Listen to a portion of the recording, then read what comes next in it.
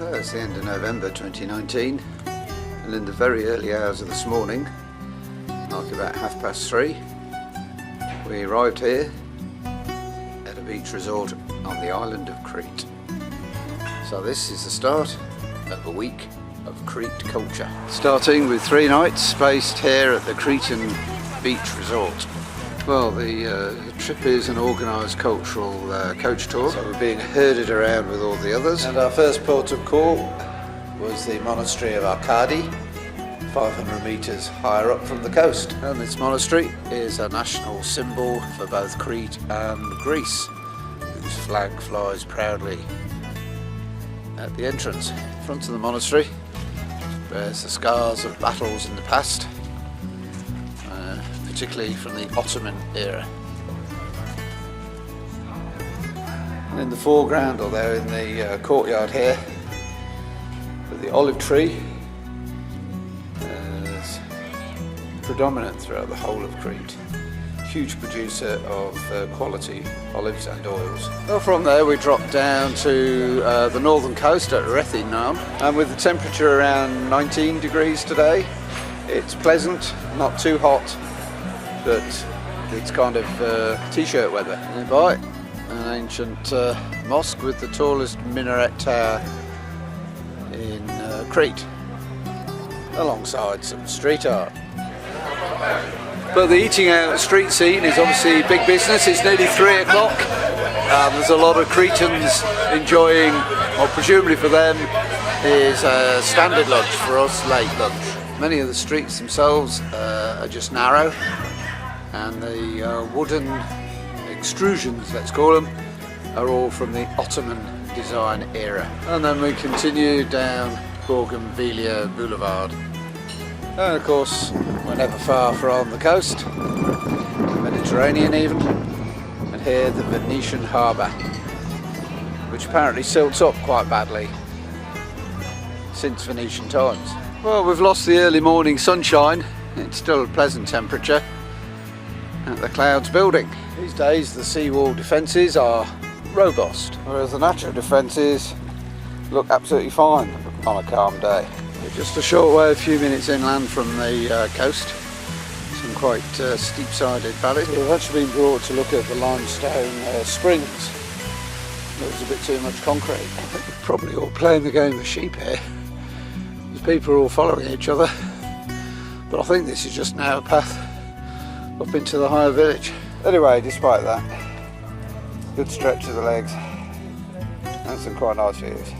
Well, today we're continuing our this cultural tour of Crete, and at the Akari Theatre, which dates from Roman and Greek times.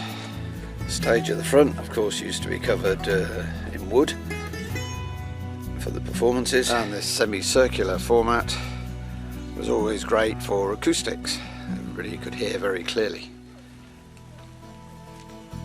Well, in this fairly extensive complex, there's also an L-shaped Roman cistern system leading to the Roman bathhouse, which has just about got the shape of the old roof still visible. And adjacent to that is the old monastery. Yeah, another monastery there. Plentiful out here. It's an extensive site up on the hillside above an inland sort of estuary with the mountains behind, so quite a protected area.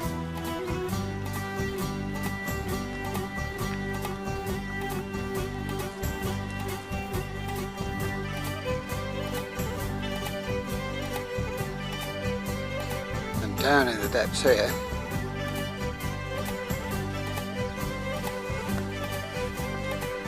fairly complete arches and areas.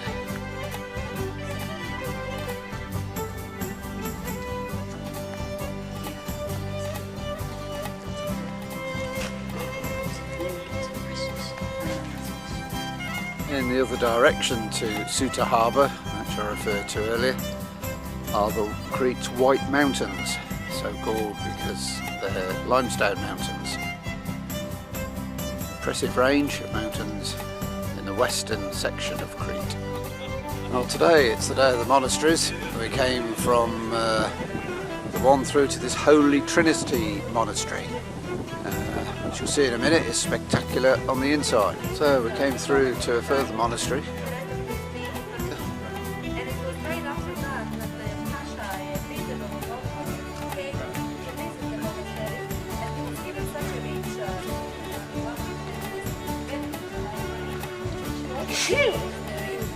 And internally,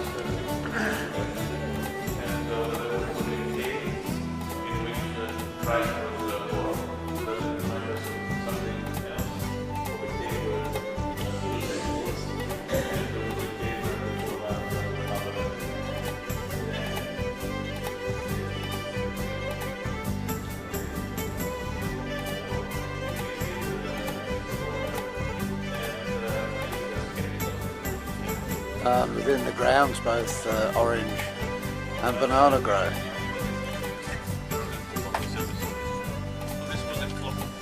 There's a little step there.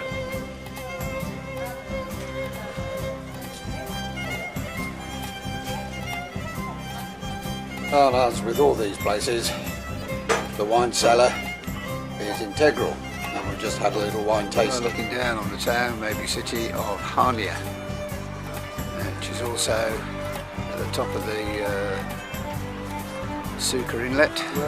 And with the lighthouse at the end is the harbour of Hania and the old town, which we'll be exploring presently. Clouds coming a bit, it's getting a bit windier, and we're looking back in the direction of the White Mountains again. They're not so visible. And overlooking Hania is Spyros Kialas, the rebel who turned himself into a flagpole.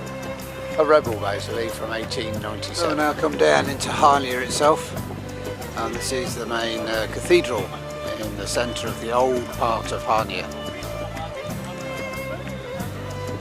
And standing guard in front of there is this Cretan warrior. Well, we've just had really a very substantial lunch, which just kept on coming down around the Venetian harbour area, complete with the lighthouse. Well, we've had a little bit of rain, but now the sun's back out.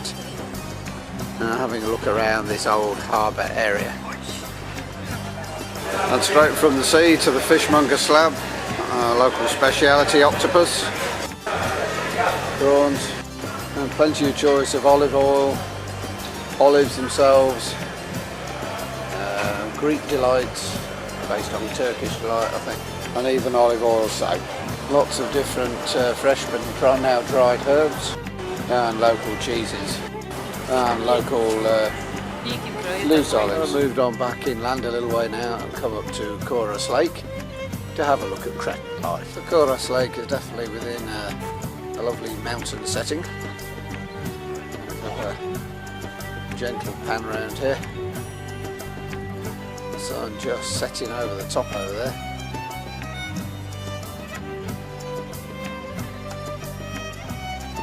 The lake's only about 0.9 miles long and 0.6 miles across. It's 70 foot deep apparently. There's eels in it as well as terrapins somewhere.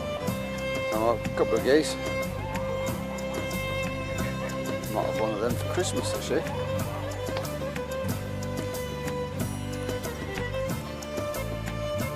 Oh well, look, I found the terrapins. Only these are the pottery version. Well, we left our resort hotel and we've travelled back through to Heraklion, and we'll come up to Knossos Palace, which we're going to explore today. This section of the palace has one round column base, and unusually for palaces the columns themselves were made of wood, not stone as elsewhere.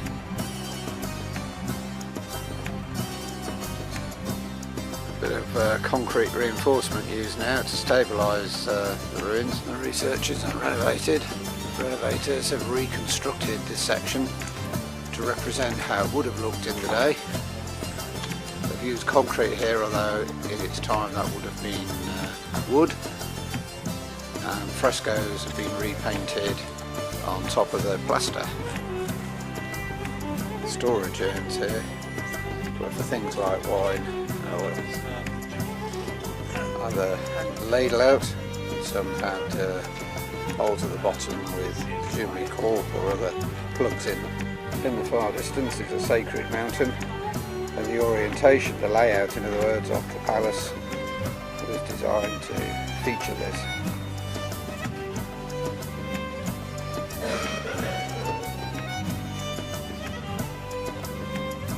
Well, the last room we looked at was the throne room, and here this again reproduced area is down through a main staircase, an unusual feature.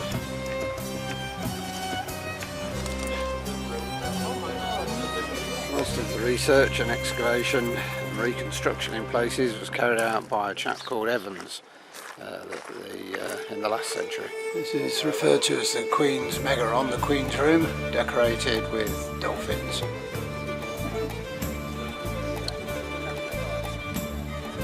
The whole of this palace was used up until about 1400 BC, and here was a very primitive form of amphitheatre with performances for the royals taking place. Well, later we came through to the archaeological museum in Heraklion, where there's a wooden model of the Palace of Knossos, which we walked around earlier today.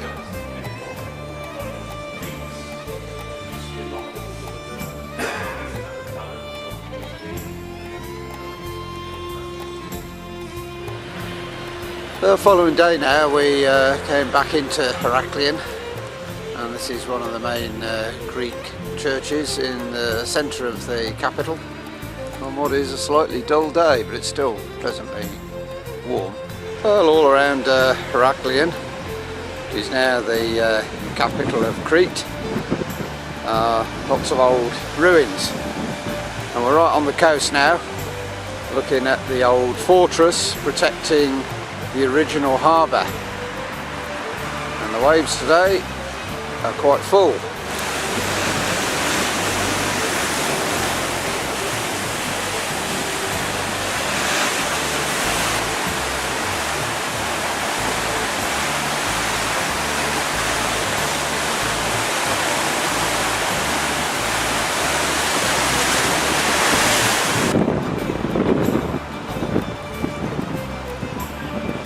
And now we're looking over the harbour, Heraklion harbour.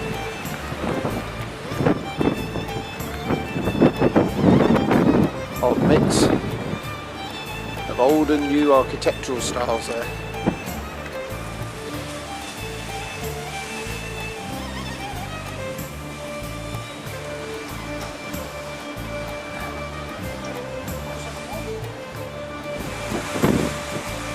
Well, the defensive sea wall stretches quite a long way now from the old fortress, and the harbour certainly seems calmer, more protected than out at sea today.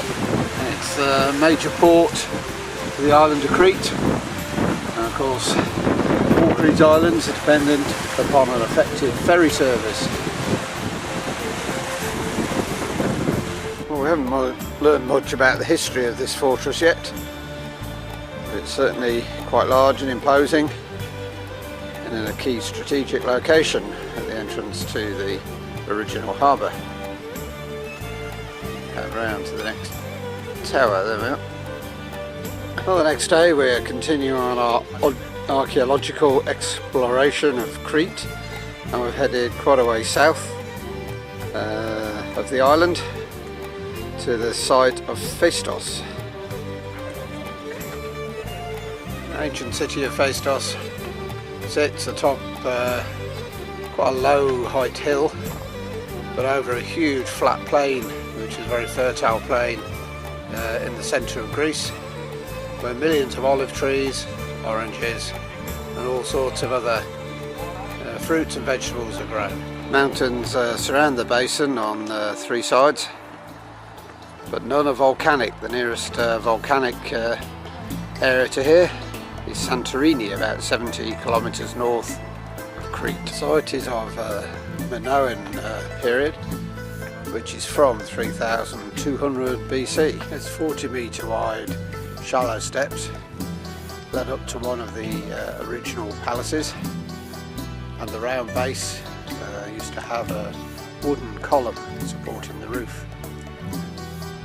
Earthquakes are a major feature around here, and a lot of the reason for the several layers, flat layers, is after an earthquake the stone was kind of used to flatten the land, so maybe a metre or so beneath this level older ruins still presumably to be discovered in the future.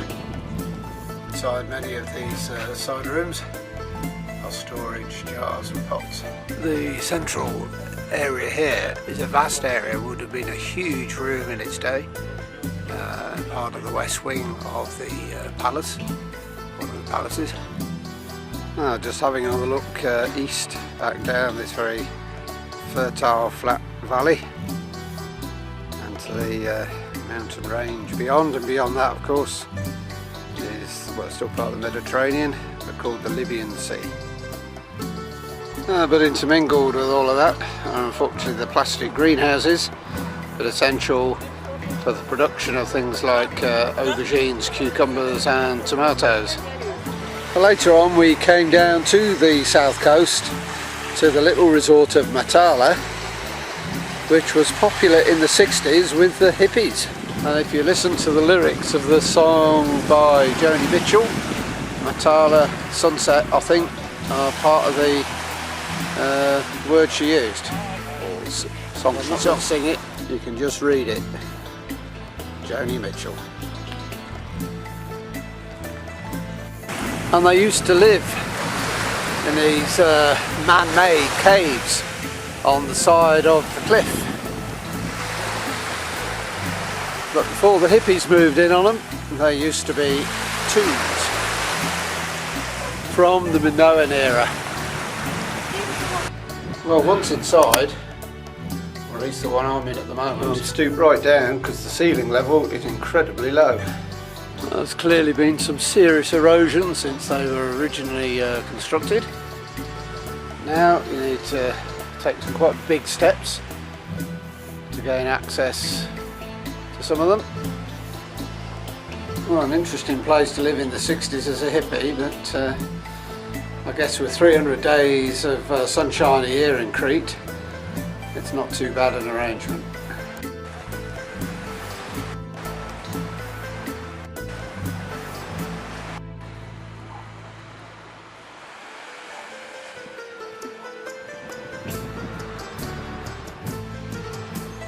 Today we'll come up to the east of the island, and we're quite high up in the mountains, and in this pretty little Cretan village there is a 2,000-year-old tree with a circumference of 4.6 metres just before us. So it's as old as Christ, if not older. Adjacent to it is the Megali Brisi aqueduct, which is a complex underground irrigation system feeding waters down to the fields beneath after the washing has been done. Local produce is readily available here, including local wines, local goats, sheep cheeses, olive oils, olives, nuts and all the rest of it. We'll have a little taste and some of us are making a purchase. Well, it's a clear sunny day but quite cool. Temperature's down to about 13 degrees right at the moment. As we're looking out across over the mountain range in the distance out to the north coast still. Well, above the village is the Cretan cemetery. Raised plots always out here in Crete. And views out down into the hilly countryside that surround this village.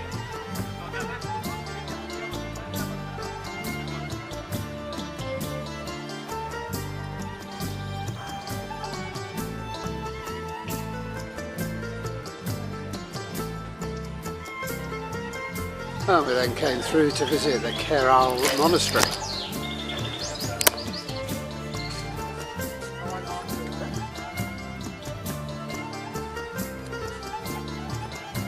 Well, we continued a little higher from that monastery to a high level plateau, fertile plateau, which is actually littered with a lot of these old water pumps.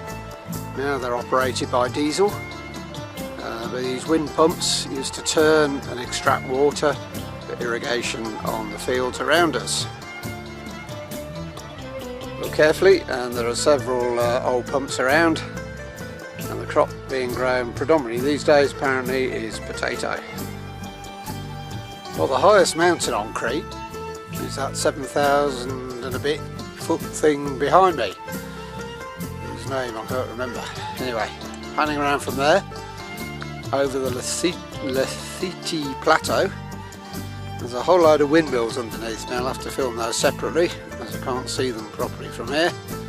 But we do have from this ridge a really great view all the way up to the north coast and what is called the Monster Island, just out in the bay there. Just from a different angle it looks a bit like a monster. Great day today, great views, lovely conditions. Anyway, on this ridge line some ancient windmills, stone structured, and somehow they generated power. I'm not absolutely clear from the description given beneath quite how that occurred, and that's what they're implying. I might correct that because having broken in, we untied one of the doors to get in here. There's clearly some millstones and it's for threshing. There's the feeder hopper from above down to the millstone beneath. Got a small top conical shaped hopper and wooden teeth. And then down underneath will presumably be a container for collection down there. And from the outside, the sails are here, clearly here, furled up for the moment. That could potentially still turn, and some in a slightly poorer state, poorer condition underneath me. Just rising up onto the hillside on the other side of the road there also. So from a little lower down again, we're looking at various stages of dereliction in one way or another, and back up to the one with the furled sails just a little higher up there. This is the one we went into a few moments ago. Well, for the last 4 nights we've been staying in this beach resort hotel. We haven't used the beach, and we haven't used what are a wide number of swimming pools dotted around the site. I mean, it is December and it is sunny, but it's cool. The beach itself is just in front of the hotel complex, and there are 1 or 2 hardy souls, well, one anyway, who's in a bathing costume.